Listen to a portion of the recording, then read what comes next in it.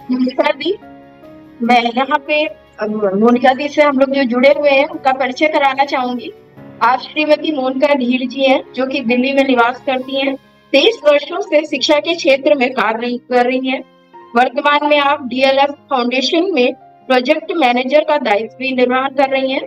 साथ में मोनिका जी ने कैरियर काउंसलिंग के क्षेत्र में 50 से अधिक प्रोजेक्ट के माध्यम से परिवारों का मार्गदर्शन भी किया है। और ये हमारे लिए बड़े सौभाग्य की बात भी है और ये बहुत ही उत्कृष्ट बात है कि आप कृषि विद्या मंदिर से ही पूर्व में पढ़ चुकी हैं और उनकी छात्रा रही हैं। हमारा छात्रों के विकास में अभिभावकों का क्या योगदान होता है उस विषय पे आप हमें मार्गदर्शन करेंगी और ये हम सभी के लिए बहुत ही सौभाग्य की बात है कि हम आपसे जुड़े हैं। धन्यवाद दीदी। बहुत बहुत धन्यवाद। इस परिचय के अंदर जैसे कि पेरेंट्स हैं, बच्चे हैं, सब यहाँ बैठे हैं।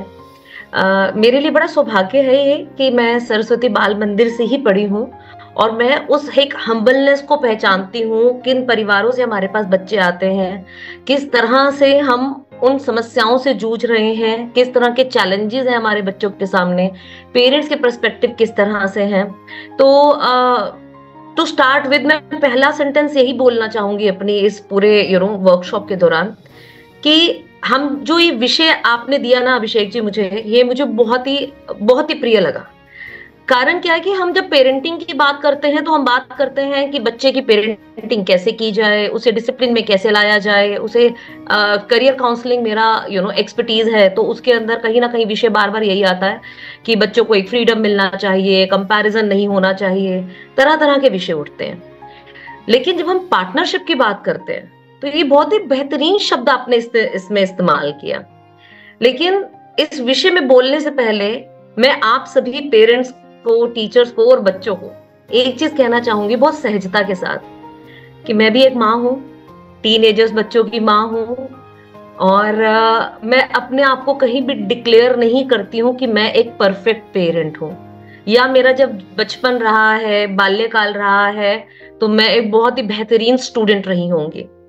हमसे गलतियां होती हैं, हर जगह होती है, बिकॉज ये कोई ऐसी चीज नहीं है पेरेंटिंग एंड चाइल्डहुड जिसके लिए कोई एक स्पेसिफिक प्रोटोकॉल यूज किया जा सके या फॉलो किया जा सके कि यही तरीका है एक बेहतरीन माँ बनने का या बेहतरीन पिता बनने का या बेहतरीन बच्चा बनने का। तो हमसे भी गलतियां होती हैं और मैं परफेक्ट पेरेंट की कैटेगरी में अपने आप को कंसीडर नहीं करती हूँ, क्योंकि एज अ मदर डेली नए चैलेंजेस हैं। हर बच्चा यूनिक है। आप कहें कि भगवान ने कुदरत को जब बनाया तो किसी को भी एक दूसरे की फोटो कॉपी नहीं बनाया है। हर बच्चे की अपनी एक यूनिक ट्रेट्स होते हैं, उनके साथ वो पलता बढ़ता है। हर परिवार की अलग यूनिकनेस है। खान पान की बात करें हम, अगर हम फाइनेंशियल स्टेटस की बात करें, किसी का जो परिवार के अंदर अब देखेंगे फाइनेंशियली बहुत स्टेबिलिटी है, किसी की बिल्कुल भी स्टेबिलिटी नहीं है, फ्लक्चुएट हो रहे हैं, शिफ्टेबल जॉब्स रहती हैं, ट्रांसफरेबल जॉब्स रहती हैं, बहुत अलग अलग तरह के बैकग्राउंड से बच्चे आते हैं, पेरेंट्स आते हैं। फिर हमारी पेरेंटिंग कैसे हुई है, क्योंकि हमारी कंडीशनिंग बहुत इंपॉर्टेंस रखती है एज अ पेरेंट कि हम किस तरह के पेरेंट्स के साथ हमारा बचपन रहा है। अब एक फादर और मदर दोनों मिलके एक बच्चे का भरण पोषण करते हैं। अब उसी में अगर हम थोड़ा और पीछे को जाएं तो पिता की अपब्रिंगिंग एक अलग परिवार में हुई है, माता की अलग परिवार में हुई है। अब उन्हें पहले एक सामंजस्य में लेकर आना है कि अब हमने अपने बच्चे की अपब्रिंगिंग इस परिवार के हिसाब से ढाल के करनी है। तो बहुत सारे चैलेंजेस होते हैं, इसलिए मैं इसको ये कंसीडर करती हूँ कि कोई भी परफेक्ट वाले कंडीशनिंग में नहीं जा सकता है। हाँ, we can try to be perfect. हम कोशिश कर सकते हैं बेहतर बनने की, बैलेंस करने की। परफेक्ट से मेरा मतलब ये नहीं कि आप 100 में से 100 लाइए। हाँ, हम ये जरूर कर सकते हैं कि हम वो कोशिश करें कि हम एक बैलेंस कर सके चीजों को, जहां पे ना बहुत एक्सट्रीम हो। हमने एक बड़ी सुंदर सी कहावत होती है हिंदी के अंदर भी कि किसी भी चीज की अति खराब है। और आप नमक है, शुगर है, हम एक देसी भाषा में बात करें, बहुत ज्यादा इंटेक रखते हैं तो भी नुकसान करता है, बहुत कम इंटेक रखते हैं तो भी नुकसान करता है। तो हमें ब्लड प्रेशर अपना नॉर्मल रखने के लिए बैलेंस रखना है। तो शरीर, दिमाग, हमारा जो व्यवहार है वो सब बैलेंस कैसे रखा जाए, मेन ऑब्जेक्टिव पार्टनरशिप का यही है। और अगर हम पार्टनरशिप की बात करें तो सबसे पहले तो हमें ये समझना है कि पार्टनरशिप है क्या। देखिए, जब हम पार्टनरशिप की बात करते हैं तो हम बिजनेस की बात करें या फिर एक लाइफ पार्टनर की बात करते हैं, तो अल्टीमेटली क्या है कि पार्टनर क्यों बनाए जाते हैं? आप सिंगल हैंडेडली भी बिजनेस कर सकते हैं, या फिर एक पिता या माता अकेले भी बच्चे को पाल सकते हैं, लेकिन एक बेहतरीन लाइफ पार्टनर होना, माता पिता होना, बिजनेस पार्टनर होना। तो पार्टनरशिप के अंदर कॉन्सेप्ट यही है कि आपकी कमियों को दूसरा व्यक्ति पूरा करे, और जो आपकी अच्छाइयां हैं दूसरा व्यक्ति उसको अप्रिशिएट करे, और अपने आप को एक एज अ यूनिट हम कैसे अपने आप को बेहतर बना सकते हैं। अल्टीमेटली पार्टनरशिप से मुझे जो समझ आता है वो यही है, शायद आम भाषा में आप भी यही समझेंगे। लेकिन समझने की बात यह है कि एज अ पेरेंट हमारे सामने ये चैलेंजेस आ क्यों रहे हैं। जैसे मैम ने बताया अभी जब इंट्रोडक्शन दिया कि करियर काउंसलिंग के अंदर मेरा बैकग्राउंड रहा है, स्कूल के अंदर मेरा बैकग्राउंड रहा है, तो हम हर तरह के बच्चों के साथ, हर तरह के पेरेंट्स के साथ मिलते हैं, उनके चैलेंजेस को सुनते हैं, समझते हैं। तो अल्टीमेटली हमें कौन अथॉरिटी देता है कि हम आपको इस विषय में बातचीत को बताएं? हमारा एक्सपीरियंस। सो अल्टीमेटली आप अपने परिवार में एक बच्चे को भरण पोषण करते हैं, 2 बच्चों का करते हैं, 3 का करते हैं, 4 का करते हैं आजकल के परिवारों के अंदर। हाँ, आज से पहले शायद 8-10 बच्चे रहते थे, एक जनरेशन था आज से कुछ 20-50 साल पहले। लेकिन अब हमारे परिवारों की जो एक सीमित एक संख्या है वो इतनी रहती है। तो 2 बच्चों को समझना और इस प्रोफाइल के अंदर रहना, जीना पिछले 20 से 22 साल में, जहां आप डेली बेसिस पे 100, 200, 500 बच्चों के साथ इंटरेक्ट कर रहे हैं, आप 1000 बच्चों की वर्कशॉप्स ले रहे हैं, बच्चों के पर्सपेक्टिव को सुन रहे हैं, उनके मन के अंदर जो भाव आते हैं उनको सुन रहे हैं, तो समझ में आता है कि कहीं ना कहीं हम उनको अंडरमाइन करते हैं। हम कहीं ना कहीं ये सोचते हैं कि हम एक पार्टनरशिप के अंदर जो सबसे बड़ी समस्या होती है, कभी कोई पार्टनरशिप सक्सेसफुल नहीं हो पाती है, उसकी सबसे बड़ी समस्या उसमें ईगो। अगर व्यक्ति पार्टनरशिप के बाद भी ये बोले कि मैं ही सब कुछ कर रहा हूं या मैं ही सब कुछ कर रही हूं, तुम तो कुछ कर ही नहीं रहे, हमने ही तुम्हें जीवन दिया, हमने ही तुम्हें भोजन दिया, हमने ही तुम्हें पानी दिया, हम नहीं होते तो तुम स्कूल नहीं होते, हम नहीं होते तो तुम्हारे पास ये बेहतरीन कपड़े नहीं होते, तो ये ईगो दर्शाता है। एंड ईगो हमेशा रिलेशंस को खराब करती है। सो मेरा ये मानना है कि जब हम पार्टनरशिप की बात करते हैं तो एज अ पेरेंट, और बच्चों में भी आजकल इस तरह के क्वेश्चंस उठते हैं, जब हम बच्चों से बात करते हैं तो बहुत बेहतरीन लगता है कि हाँ, उनकी क्यूरियोसिटी एक लेवल पे बढ़ रही है। लेकिन एक समस्या भी आ रही है कि कहीं ना कहीं आप बच्चे को ये समझने की जरूरत है कि जब बच्चा भी ये बोलता है कि आपने मुझे ये जीवन दिया, इसमें मेरी मर्जी से नहीं दिया, मैंने आपसे नहीं पूछा था या मैंने आपसे नहीं कहा था कि मुझे ये जीवन दीजिए, ये आपका डिजायर था, आपकी इच्छा थी माता पिता बनने की, इसलिए मुझे ये जीवन मिला। तो अल्टीमेटली सारे जो क्लैशेस आ रहे हैं, जो एक पार्टनरशिप अगर सक्सेसफुल नहीं हो पा रही है या यदि सक्सेसफुल हो रही है, अल्टीमेटली जो हमारा एक सामंजस्य बैठाना कि अपनी ईगो को अगर हम निकालते हैं उसमें से, अगर उसमें से मैं को निकाल देते हैं, तो आधे से ज्यादा मुझे लगता है कि हम जीत जाते हैं अपनी उस पार्टनरशिप के अंदर। जब हम बात कर रहे हैं पार्टनरशिप की, तो आपने खुद भी सुना होगा, समझा होगा, आप सभी समाज में रहने वाले लोग हैं, यूट्यूब पे जाते हैं, न्यूज देखते हैं, बातचीत करते हैं एक दूसरे से। सो कहीं ना कहीं बार बार एक ही शब्द सुनने में आते हैं, बच्चों को फिजिकली अब्यूज मत करिए, आप सोसाइटी के प्रेशर में मत आइए, आप कंपैरिजन मत करिए।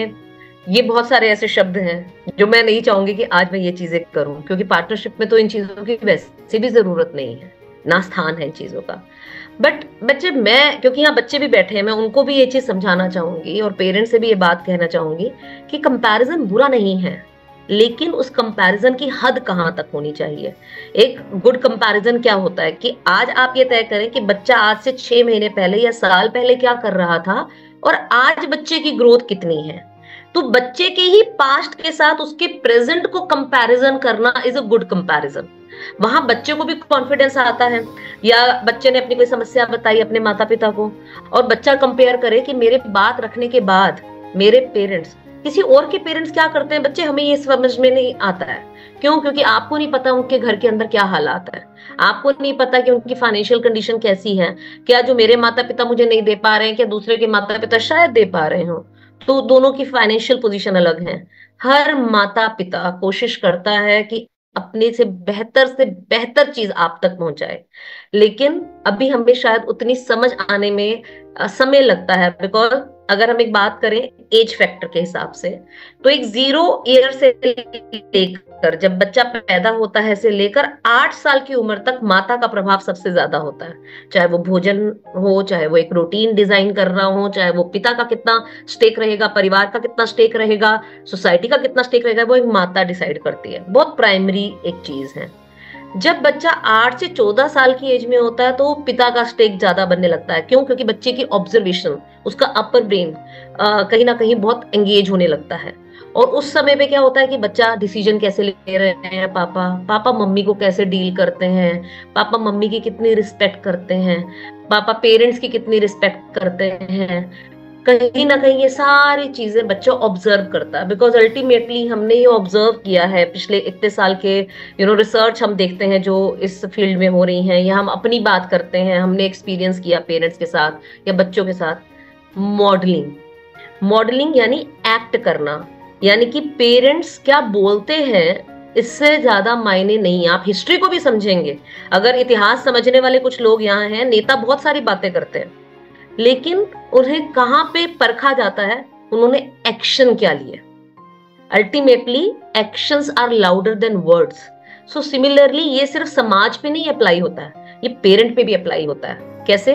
कि यदि हम ये माने कि पेरेंट्स तो बोल रहे हैं कि बेटा सच बोलो, लेकिन घर में कोई मेहमान ऐसे आ गए कि आपको उनसे नहीं मिलना है, या फोन ऐसा आ गया जो आप नहीं अटेंड करना चाहते हैं, हम उसी बच्चे को बोलते बोल दो पापा घर पे नहीं है। या अगर कोई ऐसी चीज जहां पे आपकी सुविधा नहीं है, हम वो बच्चे को बोल देते हैं, तो बच्चा भी अपनी सुविधा के अनुसार जब वही चीज करता है, तो partnership is all about trust. तो जब बच्चे ने आपको वो एक्ट करते नहीं देखा, तो उसका विश्वास वहीं के वहीं टूट जाता है। तो मैं ये कहूंगी कि अगर हम एक पेरेंटिंग को एक सिंपलेस्ट एक लाइन में अगर मैं डिफाइन करने की कोशिश करूं, तो most critical role in designing a human, एक इंसान बना रहे हैं हम, और वो भी बिना किसी नॉलेज शेयरिंग के, कि हमें हमारे पेरेंट्स ने समझाया कि ऐसी डाइट होनी चाहिए, ठीक है, ऐसे कपड़े इस मौसम में पहनाने चाहिए, ठीक है, लेकिन बातचीत कैसी करनी चाहिए ये हमें कोई भी नहीं समझाता है। ये सिर्फ बच्चों के साथ नहीं है सीमित, ये बड़ों के साथ भी है, कि एज अ पेरेंट हम अपने आप की लिमिट्स को डिफाइन करने में भूल जाते हैं। कि हमारी ईगो, जब हम बात करते हैं, जैसे मैंने बताया कि एक अपर ब्रेन है, एक लोअर ब्रेन है, जो हम डिसीजन लेते हैं वो हम अपर ब्रेन से लेते हैं, और जो स्ट्रेस आता है वो लोअर ब्रेन में आता है। बच्चे का लोअर ब्रेन ज्यादा एक्टिव है। अब अगर आप उसके साथ कोई ऐसी बात कर रहे हैं कि बच्चा ऑलरेडी स्ट्रेस में है, बच्चा ऑलरेडी परेशान है, हम उसको उसी मोमेंट पे एंगेज होने को दूसरे टास्क में बोल रहे हैं कि उसको पढ़ाई समझ नहीं आ रही है, फिर हम उसे बोल रहे हैं कि नहीं अभी पढ़ो, उसे अभी नहीं खाना है, हम उसको बोल रहे हैं अभी खाओ, ये समय है, अभी खाने का समय है। तो अल्टीमेटली मैं आपसे जानना चाहूंगी, जब बच्चा पैदा होता है, अभिषेक जी बड़ा इंटरेस्टिंग पर्सपेक्टिव बता रही हूँ मैं, जब बच्चा पैदा होता है तो उसके पैदा होने पे जब वो रोता है तब उसे दूध पिलाया जाता है। यानी कि जब उसके पेट में जगह बनी, खाना खाने की भूख लगी उसको, लेकिन जैसे थोड़ा सा बड़ा होने लगता है, हम हर थोड़े घंटे के बाद उसको बोलते अभी खा लो, अभी खा लो, अभी खा लो। फिर बच्चा ठीक से नहीं खाता तो हम परेशान होते हैं कि अभी क्यों नहीं खा रहा है। तो जब उसको भूख लगेगी वो आपसे मांगेगा। If that child has given proper brain senses, उसका पेट ठीक से काम कर रहा है, तो जब उसे भूख लगेगी, क्योंकि हमारा कंफर्ट है ना हमें उस समय खिलाना है, तो इसीलिए हम बोलते हैं कि अभी खाओ। तो ये यहां से पार्टनरशिप के अंदर परेशानी आनी शुरू होने लग जाती है, क्योंकि इसका कोई प्रोग्रामिंग सिस्टम नहीं है। मैंने क्यों बोला डिजाइनिंग अ ह्यूमन? आप एक रोबोट डिजाइन करते हैं, आप कोई वेबसाइट डिजाइन करते हैं, आप कोई मोबाइल एप्लीकेशन डिजाइन करते हैं, आप उसमें कोडिंग करते हैं। अब आप कहेंगे कोडर को सब कुछ आता है दुनिया में, ऐसा तो पॉसिबल ही नहीं है। कोडर भी रोज अपने आप को लर्न अनलर्न कर रहा है। ये बहुत बेहतरीन लाइन में देने जा रही हूँ जो मैंने खुद में अप्लाई की है। जो चीजें मैंने लर्न करी थी अपनी दादी से, अपनी मदर से, समझा था, वो समाज जैसे जैसे ग्रो करता है, नए पर्सपेक्टिव जुड़ने लगते हैं, बच्चों के ओपिनियन आने लगते हैं। पहले बच्चे का ब्रेन डेवलप होने में 12 से 15 साल लगते थे, आज 7 से 8 साल में बच्चा डेवलप हो जाता है, because of the internet. Mobile है उसके पास, दुनिया का एक्सपोजर है उसके पास। इसीलिए एज अ पेरेंट हमें भी अपनी लर्निंग को रोकना नहीं है। ये एक मेरी मेरी एक बेहतरीन लर्निंग मैंने जो सीखी है अपनी पेरेंटहुड के अंदर, अपनी करियर काउंसलिंग एस्पेक्ट में। एज अ करियर काउंसलर अगर मैं बात करूं तो मुझे लगता है कि हर रोज एक नया करियर आ रहा है। तो अगर आज मैंने एक सर्टिफिकेशन ले लिया करियर काउंसलिंग में, तो अगले 5 साल तक ये वैलिड रहेगा ऐसा नहीं है। अगले 5 मिनट तक भी वो वैलिड रहेगा जरूरी नहीं है, क्योंकि हो सकता है कि जब मैं वो सर्टिफिकेशन कर रही थी उसी दौरान अगले कुछ 2 यूनिवर्सिटीज में कुछ 100 नए कोर्सेज डिजाइन हो रहे थे। So how can I grade myself as a best career counsellor. तो उसी तरह से जब हम एज अ पेरेंट बात कर रहे हैं और पार्टनरशिप की बात कर रहे हैं, ये बहुत थैंकलेस जॉब भी होती है कभी कभी हमारे लिए, कि हमने बच्चे की बेहतरीन के लिए उसको कुछ बोला और आगे से बच्चे ने बोला कि आपको कहा किसने था ये करने को। तो बच्चे, मैं आपको ये चीज कहना चाहूंगी कि ये आप जिस पर्सपेक्टिव से पेरेंट्स को देखते हैं उनकी बहुत सारी मजबूरियां होती हैं, लेकिन जब हम बात पार्टनरशिप की कर रहे हैं तो आज की डेट में ये सबसे बेहतरीन शब्द का उपयोग किया आपने। क्यों? क्योंकि जब हम पार्टनरशिप की बात करते हैं तो हम बच्चे के साथ एक इमोशनली जुड़ने की कोशिश करें, अकाउंटेबिलिटी भी सेट करें। सिर्फ इतना नहीं कि काम दे दिया दैट्स इट, नहीं, अगर आपने काम किया है वो गलत हुआ है तो उसकी अकाउंटेबिलिटी भी बच्चे आपको उठानी पड़ेगी। हम ये नहीं कह सकते हैं कि हमने माता पिता को नहीं कहा था, आपने कोई चीज मांगी उसको बेहतरीन तरीके से संजो के रखना ये आपकी ड्यूटी है, नहीं किया है तो आपकी अकाउंटेबिलिटी होनी चाहिए।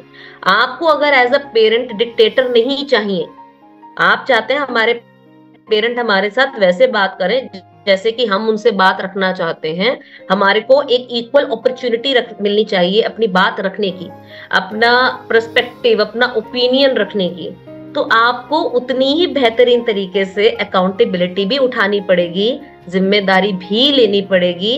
बिकॉज जैसे मैं बार बार पहले भी कहा कि हर बच्चा यूनिक है, कोई किसी की फोटोकॉपी नहीं है। Similar thing applied to parents as well.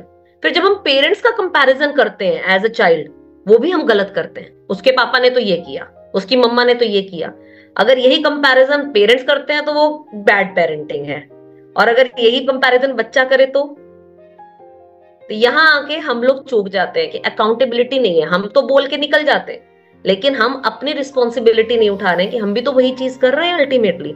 और एज अ चाइल्ड मैंने बहुत से बच्चों में ये होते देखा है, दोस्त ये कर रहा है, पीयर प्रेशर का नाम जिसको दिया जाता है। और करियर काउंसलिंग में तो हम रोज ही इन शब्दों से जूझते हैं। क्यों? कि एक फ्रेंड ने 10th के बाद कॉमर्स ले लिया तो चलिए मैं भी कॉमर्स ले रहा हूँ। कोई ऑब्जेक्टिव नहीं है कि कॉमर्स से क्या निकल के आएगा, मेरा पर्सपेक्टिव क्या है, मैं उसके बाद क्या कोर्स करूंगा, मेरे माता पिता क्या देना चाहते हैं, नहीं, क्योंकि दोस्त कह रहा है। तो अकाउंटेबिलिटी ऑफ योर एक्शन आपने भी नहीं लिया। सो अल्टीमेटली जब हम पार्टनरशिप की बात कर रहे हैं तो it's all about accountability of both the parties. एक जो और इसी के साथ जुड़ता हुआ सा जो एक बात आती है, जब हम अकाउंटेबिलिटी की बात करते हैं तो हम बच्चे को एक फाइनेंशियल इंडिपेंडेंस देने की भी आजकल एक नई चीज शुरू हुई है कि बच्चे को पैसा दो और बच्चा उसकी अकाउंटेबिलिटी रखे कि हमने पैसा कहाँ खर्च किया है। इसकी भी एक समय सीमा है, एक एक डेडलाइन हमें उसमें भी एक ड्रॉ करने की जरूरत है कि कभी कभी हम बहुत, जैसे मैंने बताया ना कि किसी चीज का एक्सट्रीम भी खराब है, किसी चीज की कमी भी खराब है।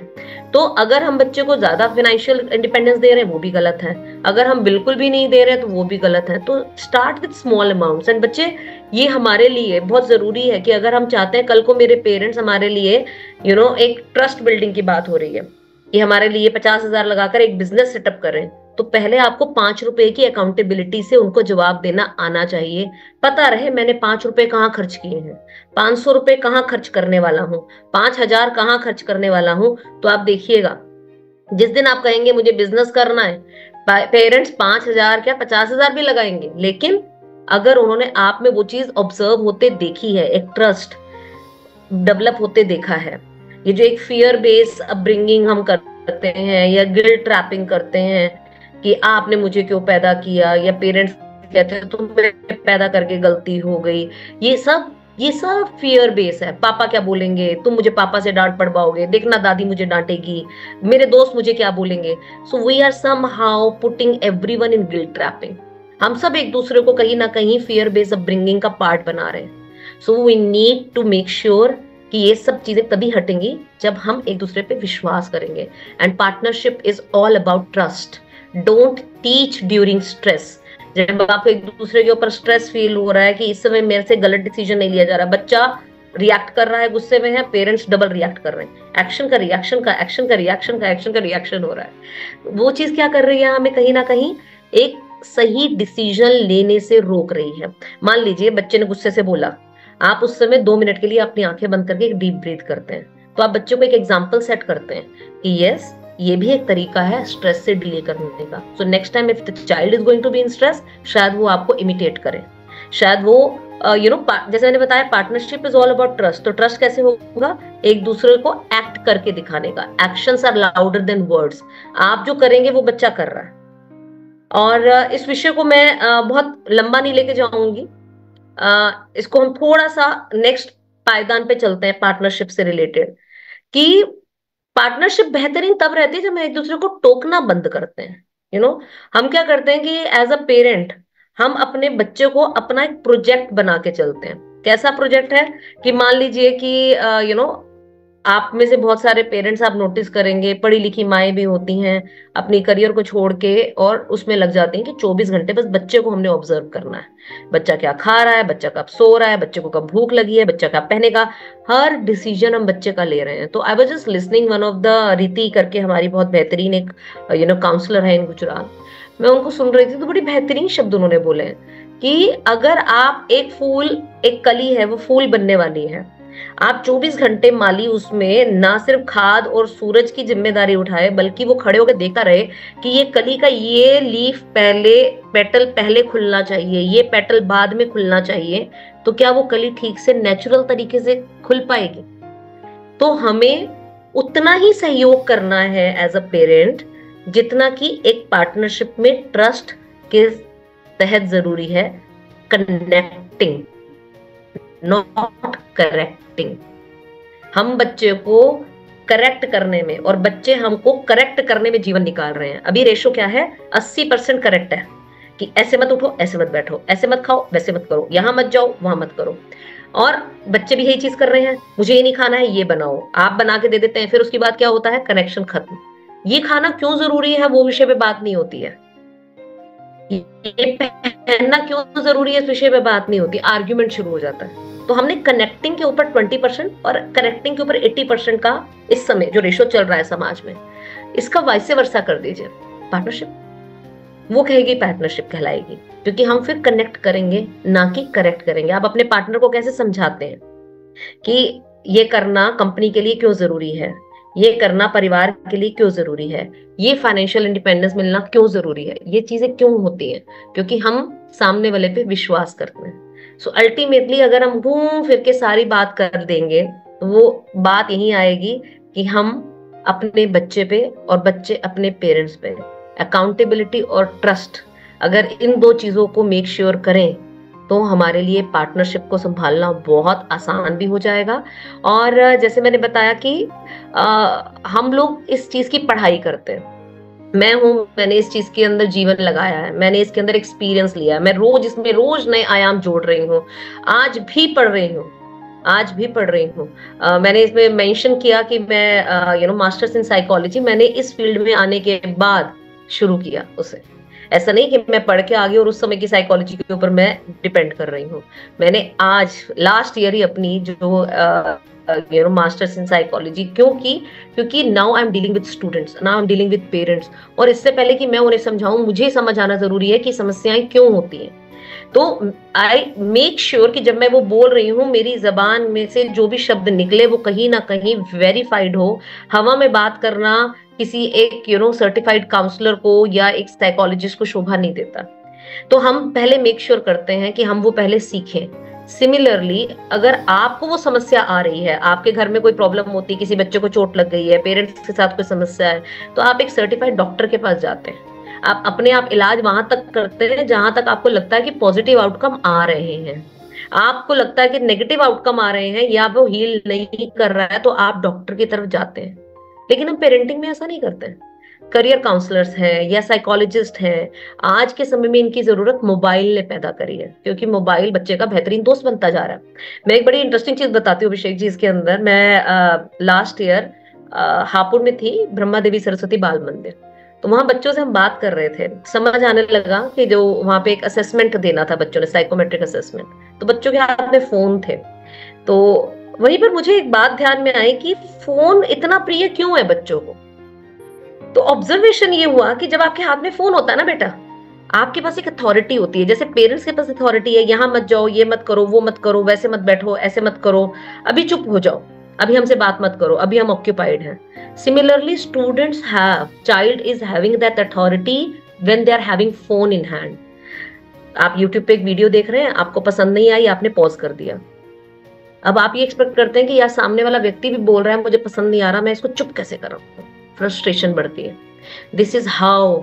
आपको जल्दी सुनना है, आप फॉरवर्ड कर देते हैं। आपको पीछे दोबारा सुनना है तो आप रिवाइंड कर देते हैं। आपको नहीं सुनना, आप उस वीडियो को बंद कर देते हैं। But as a human, if someone is standing in front of you और आपको उसको चुप कराना है, तो फ्रस्ट्रेशन बढ़ने लगता है। Because now I am having an habit जहां मेरे को अपनी अथॉरिटी को दिखाना आता है।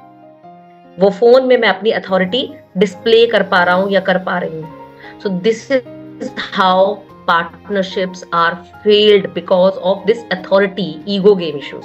तो एक जो बेहतरीन इनटेक मैं कहूंगी, जो आउटलाइन, वो 3 चीजें मैं अपने इस पूरे विषय को यहीं पे समाप्त करूंगी, बिकॉज ये विषय बहुत डीप है, बहुत डीप है। अगर मैं बात करूं, मेरे पास इस समय अपने एक्सपीरियंस से, जब से अभिषेक जी ने विषय रखा, मैंने बहुत सारी चीजें इसमें सोची थी कि मैं बोलूंगी, लेकिन वो यही हो जाएगा कि विषय उतना ही रखना चाहिए जितना विषय तक बच्चे की अडेप्टेबिलिटी, एक्सेप्टेंस हो।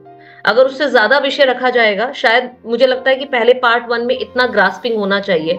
अगर हम ये 3 चीजें अपने अंदर मैनेज करने में, अपने अंदर अडेप्ट करने में कायम हो जाते हैं, कामयाब हो जाते हैं, तो मुझे लगता है ये इतने समय के अंदर जो हमने नॉलेज एक्सचेंज करेंगे अभी हम, मैं चाहूंगी आप में से अगर किसी के क्वेश्चंस हो इसके बाद, तो वो भी हम जरूर लें, क्योंकि these sessions should not be like that कि मैं आई, मैंने लेक्चर दिया और मैं गई।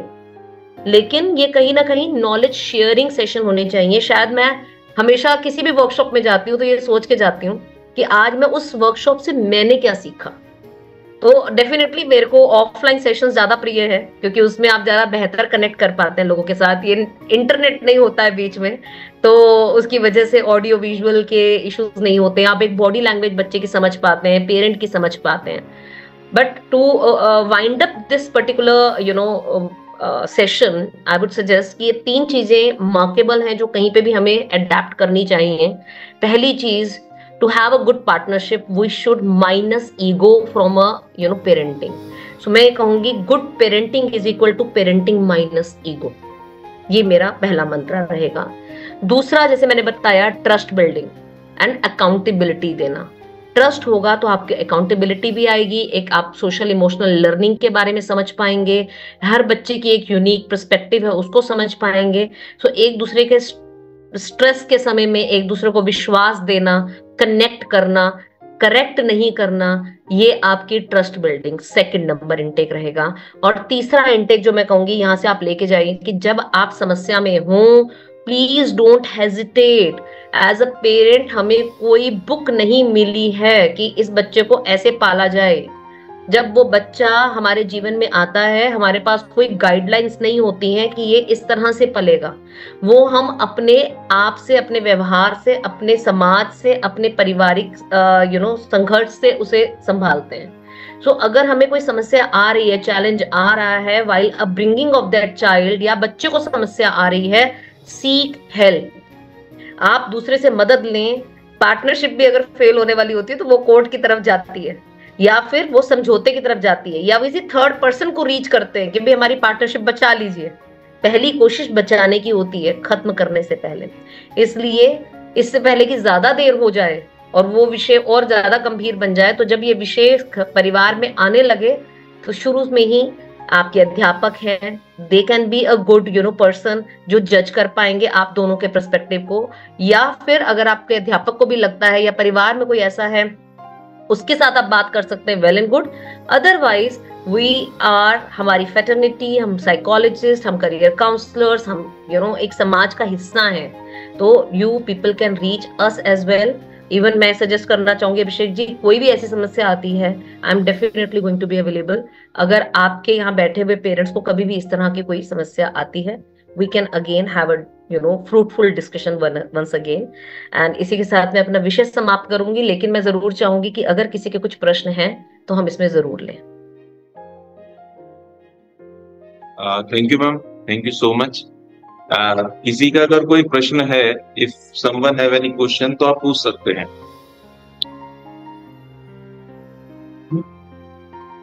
आई होप मैंने जस्टिस करने की कोशिश करी। बच्चे मुस्कुरा रहे हैं कि पूरा ऐसा नहीं था कि पूरा विषय बच्चों के लिए हो, पूरा विषय पेरेंट्स के लिए हो। तो बैलेंस करने की जरूरत दोनों तरफ से है, और बच्चे शायद ये समझ पाएंगे कि पेरेंट्स, जैसे आप लोगों को मैनुअल नहीं है ना बेटा कि कैसे बेहतरीन बच्चा बना जाए, तो पेरेंट्स के पास भी कोई मैनुअल नहीं होता है। हम एक दूसरे के विश्वास से ही एक दूसरे के इस रिश्ते को पनपने का मौका देते हैं। समझ रहे हैं हम लोग? जो बच्चे बैठे हैं समझ आ रहे हैं जो मैं बोल रही हूँ? अच्छा, हाथ खड़े करिए जिसको समझ आ रही है ये बात, सब बच्चे, कि हम भी अकाउंटेबल बनेंगे कि अगर हमें बोला जाता है 5 रुपए दिए जाते हैं तो हम घर जाके बताएं कि ये 5 रुपए कहाँ खर्च हुए हैं, और आप इसका आउटकम देखिएगा कि अगली बार आप कुछ भी मांगेंगे या पूछेंगे तो विश्वास उसमें पनपता है या नहीं पनपता है। ये एक एक्सपेरिमेंट कौन कौन करेगा कि अगली बार जब पैसे मांगेगा तो रीजन बताएगा हम क्यों मांग रहे हैं। एक बार हैंड रेस करेंगे सभी जो जो जिनको लगता है कि हम बताएंगे अगली बार पेरेंट्स को कि हम क्यों ले रहे हैं पैसे या फोन क्यों ले रहे हैं। जो हाथ नहीं खड़ा कर रहे हैं, देखिए अभिषेक जी ध्यान रखिएगा।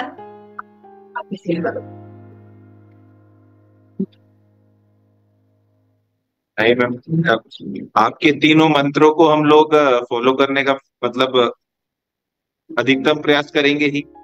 और जैसा आपने कहा कि this is the phase 1 and the topic is to be continued, आगे एक बड़ा विषय है, इसको समय समय पर आपसे प्रयास करते रहेंगे। अभी हमारे एक 10 वर्ष के बालक ने पीएचडी लिखी है, थीसिस लिखी है, वो यही उत्तराखंड में ही है। अभी उसने लखनऊ यूनिवर्सिटी, बीएचयू और आरकेएम बेरी, इन तीनों जगह उस विषय को प्रेजेंट किया। अभी जो हमारी अगली चीज चल रही है उनका नंबर थ्योरी पर रहा है, नंबर थ्योरी, उसको पूरे विषय को हम ही देख रहे हैं एक तरह से उस रिसर्च के अंतर्गत। और हमारा प्रयास है कि अगले साल हमारे कुछ बच्चे 6, 7, 8 के बोर्ड का एग्जाम दें। We are trying to permission with the help of NIOS, क्योंकि नेशनल एजुकेशन पॉलिसी में भी ये पॉसिबल नहीं है, NIOS में भी पॉसिबल नहीं है, परंतु एक लड़ाई है कि आप बच्चों को कम से कम एक एक्सेस दे दीजिए। जिसका मन करता है वो एग्जाम दे, जिसका नहीं करता वो सिस्टम चल ही रहा है। तो ऐसे बहुत से प्रयास चल रहे हैं और बहुत सारे स्टूडियोज हमने बिल्ड किए हैं। अभी रशिया से एक टीचर रखा है, वो रशियन पढ़ाते हैं रशिया से ऑनलाइन पौड़ी में। तो ऐसे बहुत से कुछ प्रयास चल रहे हैं। आप सभी, आप लोगों को देखते हैं हम, तो आपसे एक तरह से विजन लेते हैं कि इस प्रकार से कुछ चीजें हो सकती हैं। उत्तराखंड इज अ टफेस्ट जो 70-30 is a mountain region and the plain, परंतु प्रयास कर रहे हैं। मुझे लगता है आप जब भी देहरादून आएंगे वो बच्चा देहरादून का ही है, तो मैं आपको मिलवाऊंगा अभी। जी, मेरा बड़ा सौभाग्य रहा जी। लास्ट ईयर मैं 3 से 4 बार आई देहरादून। जैसे मैंने आपको बताया, सहस्त्रधारा रोड पे हिम ज्योति स्कूल है, तो वो भी क्योंकि हमारे वहाँ पे DLF के कुछ बच्चे हैं जो वहाँ पढ़ रहे हैं, तो हम बच्चों से मिलने के लिए आते रहते हैं। तो definitely I will make sure कि जब नेक्स्ट टाइम आऊं मैं वहां पर, तो आपसे और बच्चे से जरूर मिलूंगी। और ये मान के चलिए कि हम 10 बच्चों का अभी 4 तारीख से टूर लेकर जा रहे हैं, उन बच्चों का मठ तक, ज्योतिर्मठ में, जोशी मठ में, IIT रुड़की, दून विश्वविद्यालय, पतंजलि रिसर्च सेंटर, वो कुछ कंपनीज देखेंगे, देन देवप्रयाग में central university, then HNB Garhwal university, अंत में शंकराचार्य जी से मिलकर वो अपनी दीक्षा पूर्ण करेंगे 10 दिन। और IMA में हेल्थ मैंडेटरी है, तो इंडियन मिलिट्री इंस्टीट्यूट में भी अपने जाने का वो रहेगा। तो अब हम बहुत से प्रयास कर रहे हैं एजुकेशन को एक तरह से ट्रांसफॉर्म करने के साथ साथ कि बच्चा अपग्रेड कैसे करे। तो वो पूरी रिसर्च देखिए कि ये तो विषय जब तक पेरेंट है, जब तक स्कूल है, जब तक बच्चे हैं, ये विषय चलता रहेगा। एक बहुत ही अच्छा सा टर्म यूज किया जाता है, ओल्ड स्कूल। तो अब पेरेंट्स की भी जिम्मेदारी है कि अगर हमने बच्चे को फोन दिया तो हमें ये समझना पड़ेगा उस फोन के साथ एक बहुत बड़ी दुनिया बच्चे के लिए खुल जाती है, तो उसकी समझ का दायरा खुल रहा है। तो हमें भी अपने आप को उस ओल्ड स्कूल से न्यू स्कूल वर्जन में ढालना पड़ेगा कि इतनी नॉलेज बच्चे के हाथ में दे देने से डेफिनेटली बच्चे की एक क्यूरियोसिटी, क्रिटिकल थिंकिंग बढ़ती है। और जब हम बच्चा हमसे प्रश्न पूछता है तो हम बच्चे की क्यूरियोसिटी को उस तरह से डील नहीं कर पाते, तो वहां पे ट्रस्ट बिल्डिंग सबसे ज्यादा टूटती है कि बच्चा बोलता है अरे ये चीज तो हो रही है, आप डिनायल मोड पे क्यों है कि ये क्यों नहीं हो रहा है।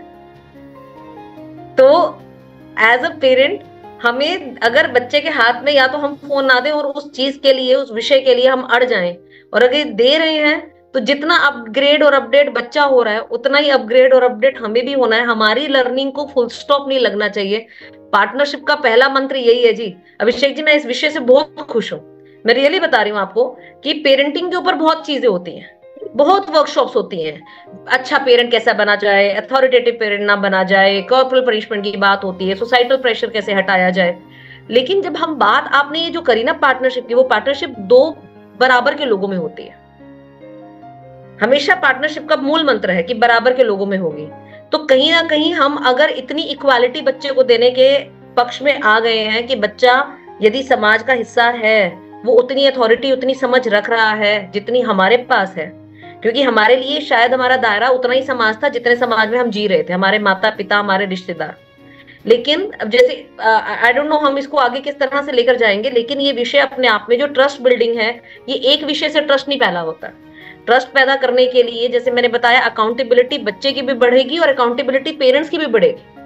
अगर आप बच्चे को ये कहते हैं, बच्चा आपसे क्वेश्चन कर रहा है कि आज मैं जो कर रहा हूं इसके अंदर आपका कितना योगदान है और मेरा उसके व्यवहार में बच्चे का कितना योगदान है, समाज का कितना योगदान है, पेरेंट्स का कितना योगदान है, तो पेरेंट्स की अकाउंटेबिलिटी भी बढ़ेगी उसमें, बच्चे की नहीं, साथ में उनकी भी बढ़ेगी। ठीक है मैम, आपसे समय समय पर हम कनेक्ट होते रहेंगे। और आपने आज संडे के दिन भी अपना समय दिया, आपका बहुत बहुत धन्यवाद। Thank you so much. धन्यवाद जी, धन्यवाद, बहुत बहुत धन्यवाद। पूरे विद्यालय परिवार की तरफ से, प्रबंध समिति जो लोग आए, सभी की तरफ से पुनः पुनः धन्यवाद मैम। नमस्ते जी, नमस्कार। Thank you.